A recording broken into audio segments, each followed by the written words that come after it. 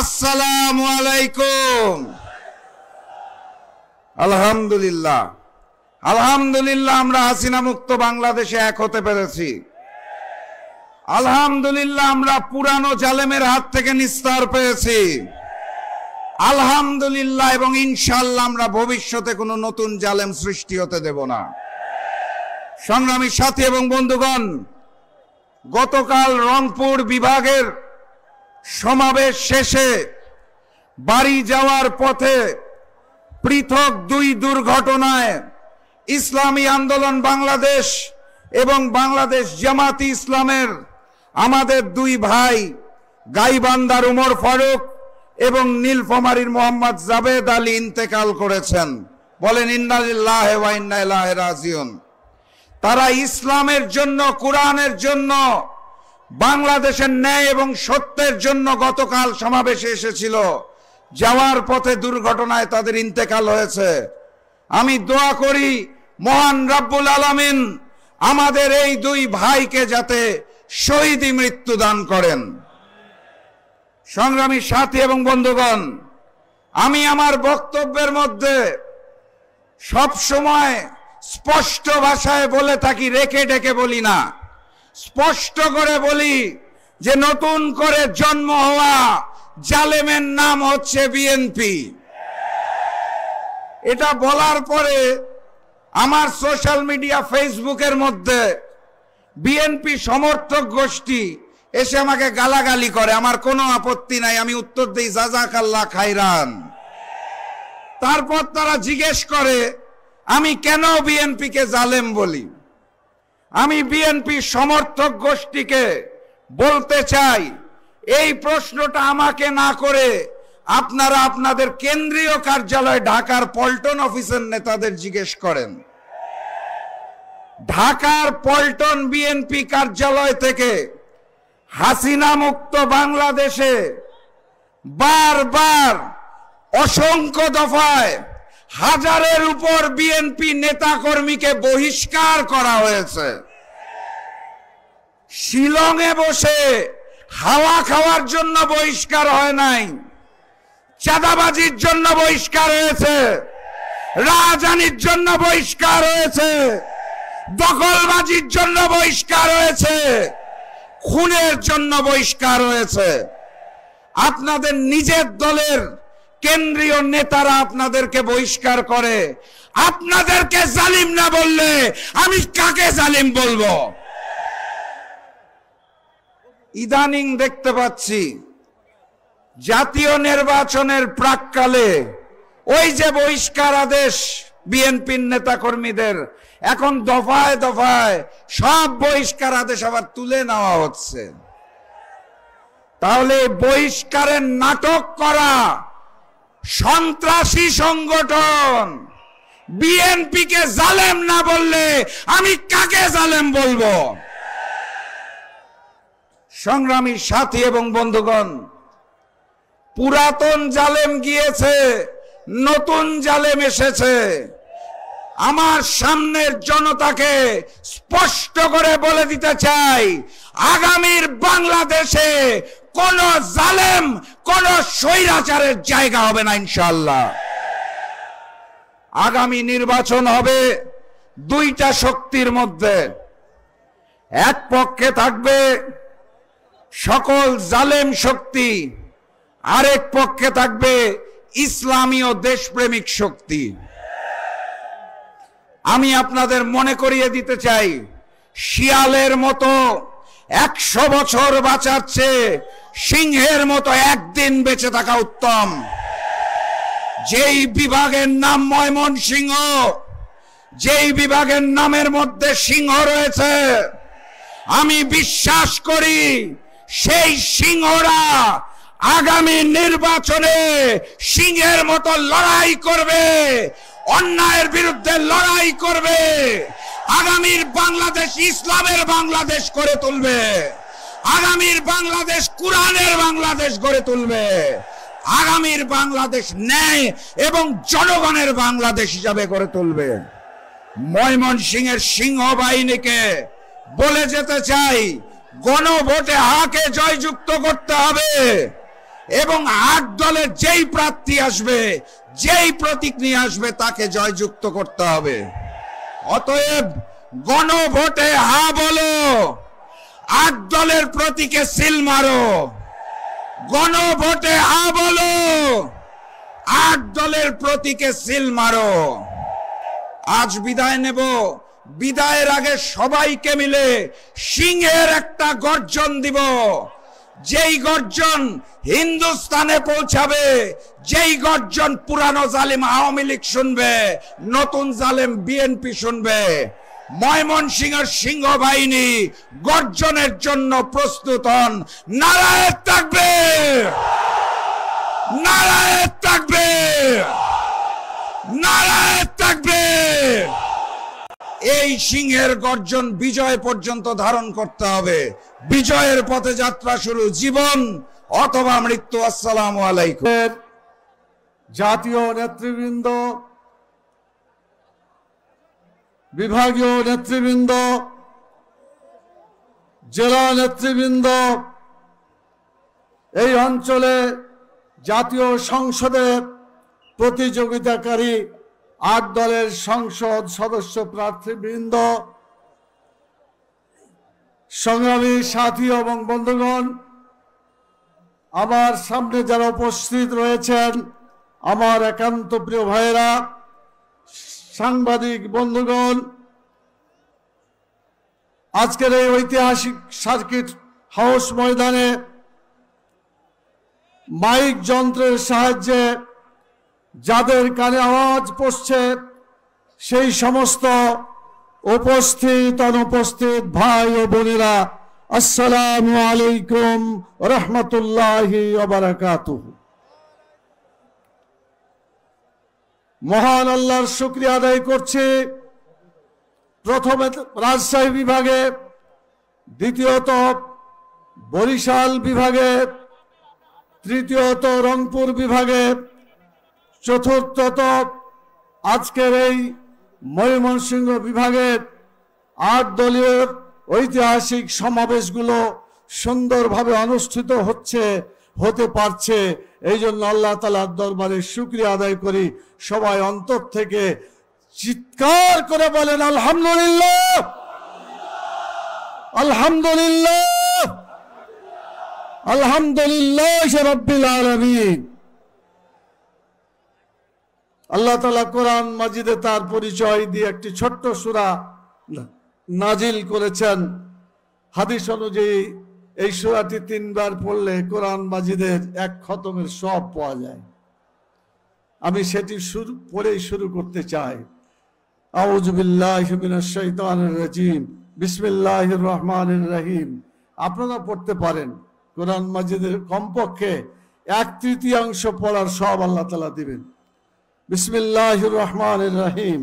কুল হুয়াল্লাহু আহাদ, আল্লাহুস সামাদ, লাম ইয়ালিদ ওয়া লাম ইউলাদ ওয়া লাম ইয়াকুল লাহু কুফুয়ান আহাদ। আল্লাহ তাআলা ঘোষণা দিচ্ছেন, বলো আল্লাহ তাআলা এক। আল্লাহ ভাব শূন্য,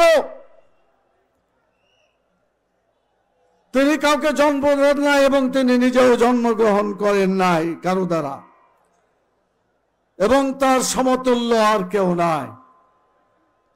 এই সূরার টার্গেট হচ্ছে পৃথিবীর কর্তৃত্ব একমাত্র আল্লাহ তাআলার। সূর্য আল্লাহর, আসমান আল্লাহর, জমিন আল্লাহর, বাতাস আল্লাহর, বাংলাদেশ আল্লাহর। বাংলাদেশ আইন চলবে কার? বর্তমানে চলছে কার? মানুষের। এটা চলতে পারে না। যতদিন পর্যন্ত মানব রচিত মতবাদ দেশে চালু থাকবে, ততদিন পর্যন্ত আল্লাহ তাআলার যে ওয়াহদানিয়াত, তিনি যে সর্বময় সর্বশ্রেষ্ঠ আল্লাহু আকবার, এটার সত্যিকার বাস্তবায়ন হবে না।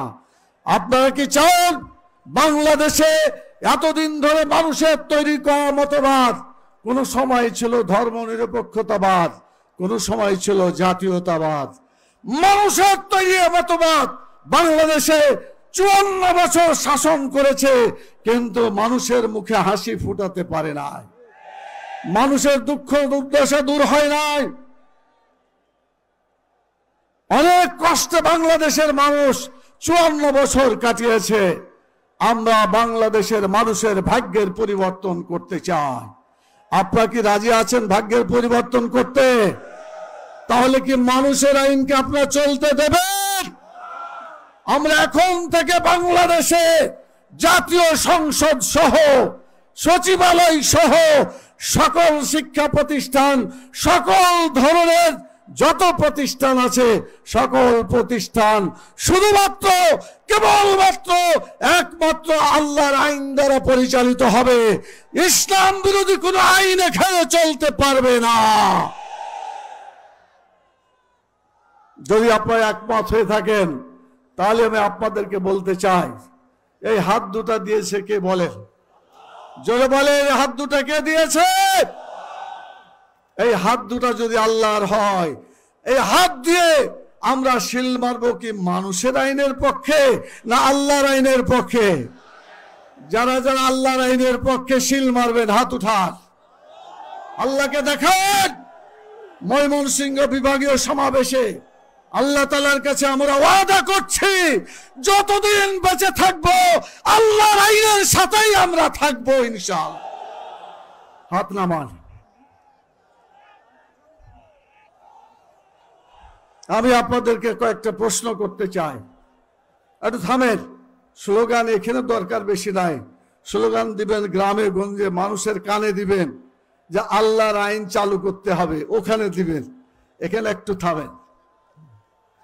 বলেন তো আমাদের আল্লাহ এক কিনা বলেন? আল্লাহ এক। জোরে বলেন আল্লাহ এক। আমাদের নবী, আমাদের কিতাব, আমাদের কিবলা, আমাদের নামাজ, আমাদের রোজা, আমাদের যাকাত, আমাদের হজ, মুসলমানদের সব ইবাদত এক। কথা ঠিক কিনা বলেন? তো সবই যদি এক হয়, বাংলাদেশের মুসলমান হবে এক ইনশাআল্লাহ। আমরা আজকে ঘোষণা করছি, আমরা 8 দলীয় ইসলামপন্থী এবং যারা দেশের কল্যাণ চায়, দেশপ্রেমিক জনশক্তি, দেশপ্রেমিক দল যারা আছেন, যারা ইসলামকে পছন্দ করেন, আমরা এই 8 দল তৈরি করেছি। 8 দল ইসলামী আইনের পক্ষে। কথা ঠিক কিনা বলেন? বাইরে যারা আছে ওরা তো মুসলমান, কি বলে মুসলমান না? সবারই নাম মুসলমান অনুযায়ী নাম রাখা হয়েছে। বাংলাদেশে 18 কোটি মানুষের মধ্য থেকে বলা হয়েছে 90% জন মানুষ মুসলমান। আমরা এই 90 জন মানুষের সংগঠন পরিণত করতে চাই। এই 8 দল শুধু 8 দল থাকবে না, বাংলাদেশের যত দল আছে সব দল ইসলামের পতাকা তলে সমবেত হবে ইনশাআল্লাহ। এই জন্য আমরা দরজা ওপেন করে দিলাম। আমরা বিএনপিকেও বলতে চাই, আপনারাও আসেন,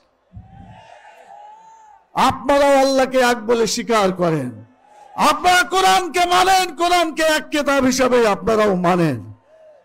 কিন্তু দুঃখ লাগে যখন বলে যে আমরা শরীয়তের আইনে বিশ্বাস করি না। এই কথাটা বোধহয় ভুল ক্রমেই বলছে না জেনে শুনে বলছে, আমার বিশ্বাস এখনো ঠিক মতো হচ্ছে না। কারণ এই দলেই তো একবার কথা হয়েছিল, সংবিধানে যোগ করা হয়েছে আল্লাহর প্রতি ঈমান এবং আস্থা সকল কাজের মূল উৎস, বলা হয়েছিল না? হয় না? তো এটা যদি হয়ে থাকে তাহলে শরীয়তের প্রতি বিশ্বাস তো তখন ছিল না? তাহলে এখনো থাকার কথা। ভুল করে বলে ফেলেছেন। আমি মনে করতে চাই, যত বড় নেতা হোক না কেন তওবা করতে হবে। শরীয়তের আইন অবশ্যই বাংলাদেশে চালু হবে ইনশাআল্লাহ। শরীয়তের আইন যারা অবিশ্বাস করবে, দুনিয়া তো তাদের জায়গা হবে না, মরার পরেও জায়গা হবে না। কথা ঠিক কেন? সম্মানিত ভাই এবং বোনেরা বলছি, অসংখ্য লোক, মাইকের শব্দ তাদের কানে যাচ্ছে না? প্রচুর মাইক দেওয়া হয়েছে। আমি যে কথা বলতে চাই সেটা হলো, আমরা চেয়েছি 54 বছরে আমরা শান্তি পাই নাই, আমরা শান্তি প্রতিষ্ঠা করতে চাই। ইসলাম মানে একটা অর্থ হলো শান্তি, আর একটা অর্থ হলো পরিপূর্ণভাবে আনুগত্য করা। মানুষ যখন আল্লাহর আইনে পরিপূর্ণভাবে আনুগত্য করবে তখন দেশে শান্তি প্রতিষ্ঠা হবে। কথা ঠিক কিনা বলেন? আল্লাহর কোরআন, রাসূলের সুন্নাহ ভুল বুঝলে হবে না। কেউ কেউ বলে থাকেন কোরআনের আইন মানে, তাহলে হাদিসের আইন মানেন না। আল্লাহ তাআলা পরিষ্কার বলেছেন, রাসূল সাল্লাল্লাহু আলাইহি ওয়াসাল্লামকে মানার জন্য তিনি নির্দেশ দিয়েছেন, অতএব কোরআন মানার অর্থও রাসূলকে মানা। কথা ঠিক কিনা বলেন? আবার হাদিসও আছে, মানে আতানি ফাকাদ আতা আল্লাহ, যা আল্লাহ যা আমাকে মানে, অর্থাৎ রাসূল সাল্লাল্লাহু আলাইহি সাল্লামকে মানে তিনি আল্লাহকেও মানেন। অতএব এটা ভুল বোঝার কোনো সুযোগ নাই। কোরআন এবং সুন্নাহর আইন বাংলাদেশে কায়েম হবে, ইনশাআল্লাহ কায়েম হবে। এই আইন চালু করার জন্য আল্লাহ ঐক্যবদ্ধ হয়েছে। এটার জন্য যদি জিহাদ করতে হয়, জীবন দিতে হয়, আপনারা কি রাজি আছেন? আগামী দিনে প্রয়োজন হতে পারে। প্রথম স্বাধীনতাতে বলা হয়েছিল, ভালো ভালো কথা বলা হয়েছিল। এই 71-এ যে উদ্দেশ্য লক্ষ্য ছিল অত্যন্ত ভালো এবং সুন্দর লক্ষ্য ছিল, কিন্তু দুর্ভাগ্য যে লক্ষ্য নিয়ে 71 সালে সংগ্রাম করা হয়েছিল, বলেন যারা এর নেতৃত্ব দিয়েছিল তারা কি সেই উদ্দেশ্য সফল করেছিল?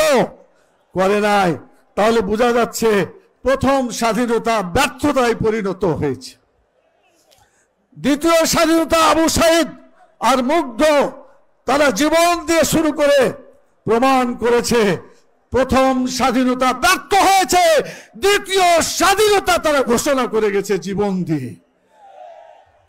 আরো একটা স্লোগান চালু হয়েছে, আবু সাইদ মুগ্ধ শেষ হয় নাই। স্লোগান ভুলে গেছেন? বলেন, আবু সাইদ মুগ্ধ শেষ হয়নি যুদ্ধ। এই যুদ্ধ শরীক হতে হবে আপনাদেরকে, আমাদেরকে। আমরা কি যুদ্ধ করতে রাজি আছি? সামনে লড়াই হবে, বাংলাদেশে আদর্শিক লড়াই হবে। এদেশে মানুষের তৈরি মতবাদ, জাতীয়তাবাদ চালু হবে না কোরআন সুন্নাহর আইন চালু হবে? আগামী ফেব্রুয়ারি মাসে তার পরীক্ষা হয়ে যাবে ইনশাআল্লাহ। আপনারা কি আল্লাহর আইনকে বিজয়ী করে মানব রচিত মতবাদকে ব্যর্থ করতে চেষ্টা করার জন্য কি প্রস্তুত আছেন? দুই হাত তুলে দেখান যে আমরা প্রস্তুত আছি ইনশাআল্লাহ। ইনশাআল্লাহ। নামা আপনারা কেউ কেউ প্রশ্ন করেন, আরে ভাই থামেন, স্লোগান দিয়ে কি করবেন? ময়দানে যায় কাজ করতে হবে। এখানে কথা একটু শুনেন। সেটা হচ্ছে, আমরা 5টা দাবি করেছিলাম। তার একটা দাবি, চোর যারা চুরি করেছে, ডাকাতি করেছে তাদের বিচার হতে হবে। কথা ঠিক কিনা? যারা মানুষ হত্যা করেছে তাদের বিচার হতে হবে, হবে না? এখন কেউ কেউ বলছে আমরা ক্ষমতায় গেলে সব বিচার উঠিয়ে দেব, বলছে না? বলছে না? তো এটা হলে যারা অপরাধীদেরকে সমর্থন করে, তাহলে অপরাধ যে করে আর অপরাধীদের যে সমর্থন করে এরা কি আলাদা হলো না এক হয়ে গেল? তাহলে পতিত শক্তি আর নব্য যারা আগামী দিনে নিজেদেরকে ঘোষণা করেছে যে তারা এই দেশকে পরিচালনা করবে, আমরা বলছি জনগণ ভোট দিলে আপত্তি আমাদের নাই, কিন্তু ভোট না পেয়ে যদি কথা বলা শুরু করেন তাহলে তো মতলবটা ভালো বোঝা যায় না। কথা ঠিক কিনা বলেন? তো এই জন্য আমরা বলবো যে যারা অপরাধ করেছে তার বিচার হতে হবে। এই বিচার না করে কিছুতেই আমরা ছাড়তে চাই না। কথা ঠিক কিনা বলেন? 2 নম্বর আমরা বলেছি গণভোট দিতে হবে। তো গণভোট মানে তো পাবলিকের ভোট। কথা ঠিক কিনা বলেন? এই পাবলিককে ভয় করে যে তারা কি গণতন্ত্রে বিশ্বাস করে, সেজন্য গণভোট তাদেরকে মানতে হবে। আর গণভোটটা হতে হবে জাতীয় সংসদ নির্বাচনের আগে। তাহলে গণভোটের সত্যিকার মূল্য মানুষ বুঝতে পারবে, জাতি বুঝতে পারবে, তার ফলাফল আমরা পেতে পারি। সব শেষের কথা হচ্ছে, আমরা কারো বিরুদ্ধে চরম কথা বলতে চাই না। আল্লাহ কোরআনে বলেছেন ইদফা বিল্লাতি হিয়া হাসান, মন্দের জবাব ভালো দিয়ে দিতে হবে। আপনারা কি রাজি আছেন? মন্দের জবাব ভালো দিয়ে দিতে রাজি আছেন? তাহলে সংগ্রাম, মারামারি, জুলুম, অত্যাচার, নির্যাতন কমে যাবে। সেই জন্য মন্দের জবাব ভালো দিয়ে আমাদেরকে দেশটাকে শান্ত রাখতে হবে। নির্বাচন সুন্দর পরিবেশে অনুষ্ঠিত হবে। 2014, 2018, 2024-এর স্টাইলের মতো এই ধরনের নির্বাচন আমরা চাই না। কথা ঠিক কিনা বলেন? সেই জন্য সত্যিকার যাতে গণতন্ত্র হয়, মানুষের হক প্রতিষ্ঠিত হয় এবং মানুষের অধিকার যাতে বাস্তবায়িত হয়, সেজন্য বর্তমান প্রধান উপদেষ্টাকে আমাদের 5 দফা দাবি মেনে নিয়ে এই দেশকে সুন্দরভাবে নির্বাচন উপহার দেওয়ার জন্য আহ্বান জানিয়ে আপনাদেরকে অসংখ্য ধন্যবাদ জানিয়ে, যারা বিভিন্ন জায়গা থেকে এসেছেন সকলকে আন্তরিক ধন্যবাদ জানিয়ে আমার কথা এখানে শেষ করছি। আল্লাহ তাআলা যেন আমাদেরকে দয়া করে, মেহেরবানি করে মানুষের আইনের জুলুম থেকে রক্ষা করেন। বলেন আল্লাহুম্মা আমিন। সবাইকে ধন্যবাদ জানিয়ে শেষ করছি। সুবহানাকাল্লাহুম্মা ওয়া বিহামদিকা আশহাদু আল্লা ইলাহা ইল্লা আনতা আস্তাগফিরুকা ওয়া আতুবু ইলাইকা। আসসালামু আলাইকুম ওয়া রাহমাতুল্লাহ। এখানে বিভিন্ন প্রত্যন্ত অঞ্চল থেকে এখানে দেশপ্রেমিক ইমানদার জনতা ঐক্যবদ্ধ হয়েছে। কেন আমরা ঐক্যবদ্ধ হয়েছি? ঐক্যবদ্ধ হয়েছি, দেশ স্বাধীন হয়েছে 54 বছর। এই 54 বছর ইতিহাস বিশ্বের দরবারে বাংলাদেশকে একটি কলঙ্কিত রাষ্ট্রে পরিণত করার ইতিহাস। এই বিশ্বের দরবারে কলঙ্কের ইতিহাসকে আমরা মুছে ফেলতে চাই। আমরা দেশটাকে একটি উন্নত, ভদ্র, সভ্য দেশে পরিণত করতে চাই। সংগ্রামী ভাইরা আমার, এই 53 বছর ইতিহাস এদেশের ক্ষমতাসীনরা জনগণের সাথে প্রতারণা করার ইতিহাস। আমরা প্রতারণা মুক্ত একটি ন্যায় সাম্পূর্ণ একটি রাষ্ট্র গঠন করতে চাই। সংগ্রামী ভাইরা আমার, আজকে জনগণের মধ্যে একটা চেতনা জেগেছে, জনগণ আজকে জাগ্রত হয়েছে। আজকে অধিকাংশ মানুষ তার দেশ পরিবর্তন চায়। দুর্নীতিবাজদেরকে আর ক্ষমতায় দেখতে চায় না, ভোট ডাকাতদের আর ক্ষমতায় দেখতে চায় না। আমরা ঐক্যবদ্ধ হয়েছি, আর অনেক দল আসবে। আমরা সম্মিলিতভাবে আমরা নির্বাচন করব। কোন জনপ্রতিনিধির মধ্যে যেন চাঁদাবাজ, দুর্নীতিবাজ ঢুকতে না পারে, এজন্য আমরা পার্লামেন্ট থেকে শুরু করে ওয়ার্ডের মেম্বার পর্যন্ত আমরা এভাবে পারস্পরিক ভাগাভাগি করে আমরা প্রার্থী মনোনয়ন দেব। যে দলের এমপি প্রার্থী থাকবে অন্য দলের উপজেলা চেয়ারম্যান হবে, ইউনিয়নের চেয়ারম্যান, এভাবে ভাগাভাগি করে আমরা চেয়ারম্যান হব।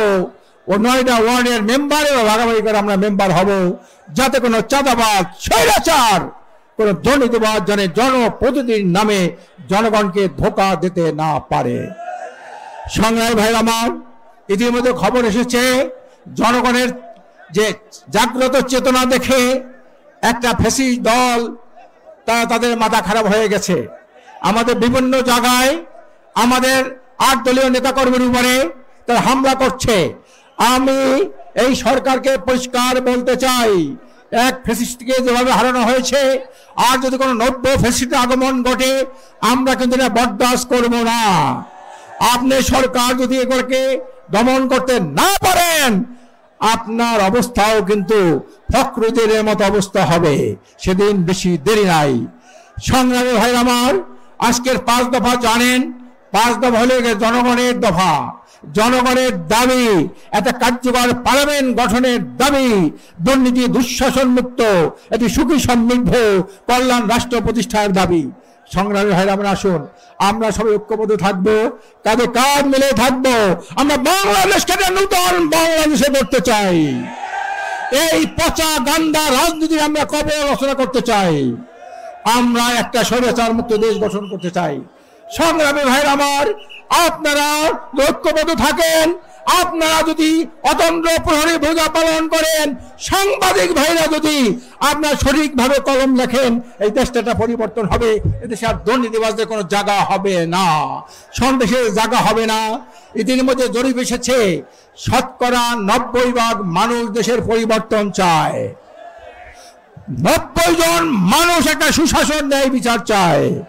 90% মানুষ দেশের দুর্নীতি দুঃশাসন মুক্ত একটি কল্যাণ রাষ্ট্র দেখতে চায়। কাজে আমি আপনাদেরকে অনুরোধ করবো, ময়মনসিংহবাসীদেরকে অনুরোধ করবো, আপনারা ঐক্যবদ্ধ হয়েছেন, আপনারা যে কষ্ট স্বীকার করে রৌদের মধ্যে আপনারা উপস্থিত হয়েছেন, আপনাদেরকে ধন্যবাদ জানাই।